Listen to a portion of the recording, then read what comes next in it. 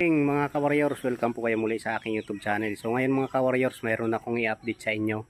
So mayroon tayo ditong pure breed ng Alfonso line, mga ka-warriors. Ayan, so bali 5 piraso itong pinalimlima natin na itlog. So 4 ang nabuhay, puro lalaki naman. Ayan, so sulit, bawi tayo. So update ko sa inyo mga ka-warriors, 1 month na sila. So nandyan sa kulungan.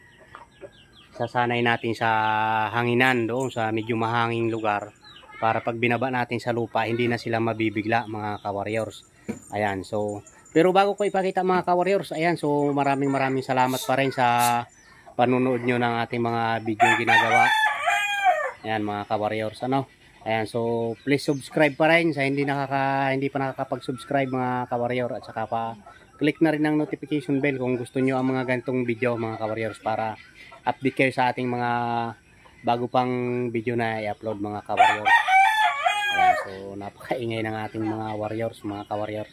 Ayan, so tara mga ka-warriors, ipakikita ko sa inyo yung ating pure breed ng Alfonso line mga ka-warriors. Ayan. So, habang nagbablog nga tayo mga ka-warriors, yung tinawag tayo ng anak natin, mayroon daw nakitang itlog doon na 7. Ayan, so titingnan natin, idudugsong na rin natin sa content mga ka-warriors kasi marami tayong dumalaga na nag-iitlog. Hindi natin alam kung saan ang itlog. Nasaan? Ayun. Saan? Saan mo nakita? Ay siya.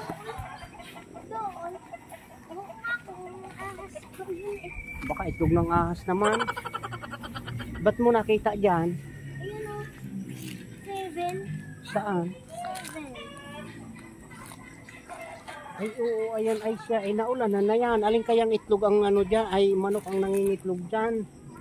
Ayan mga ka-warriors, so ano lang natin ang camera. Ayun oh, ay siya. Itlog nga ng dumalaga yan mga ka-warriors. Ayan.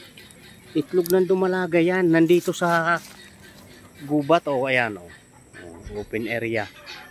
So ayun ang bahay natin. Napakaingay ng bingala. Ay itlog ng dumalaga yan. Alam ko kasi nangingitlog yung puti eh. Siya. Paano ba yan? Mamaya ayusin natin yan mga ka-warriors. Ayan. So balik tayo doon sa ating mga sisiw na isasanayin natin sa mahangin lugar para ano, masanay sila sa hanginan mga ka-warriors. Ayun oh, nandoon ang itlog mga ka-warriors. Yun, yung kawayan na yun na yun, yung isa, yung medyo maliit sa video. Ayun. Ayan, stay tuned mga ka-warriors.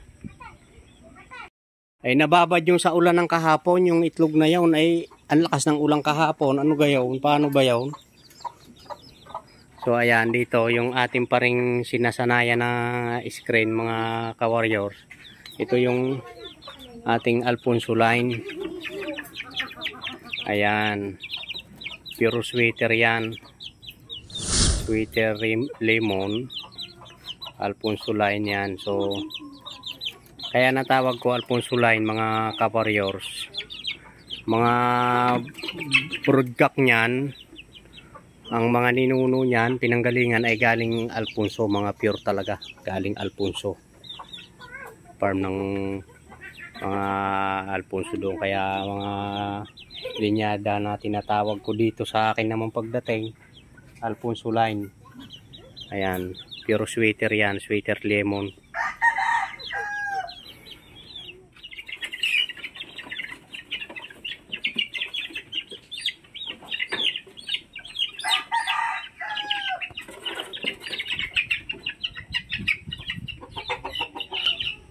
Kasi yung ating ano mga ka-warriors, yung ating ano nito, magulang nito,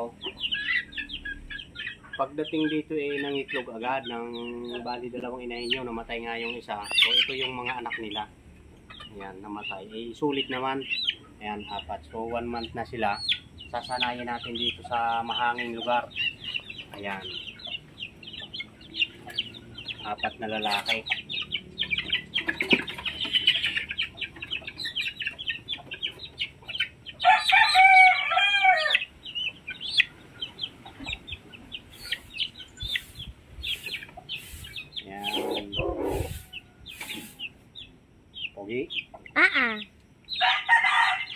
nandito sila mga ka-warriors para masanay sila. So ilalagay lang natin dito ng mga 1 oras, tapos kukunin na natin sila para hindi mabigla naman din sa hangin.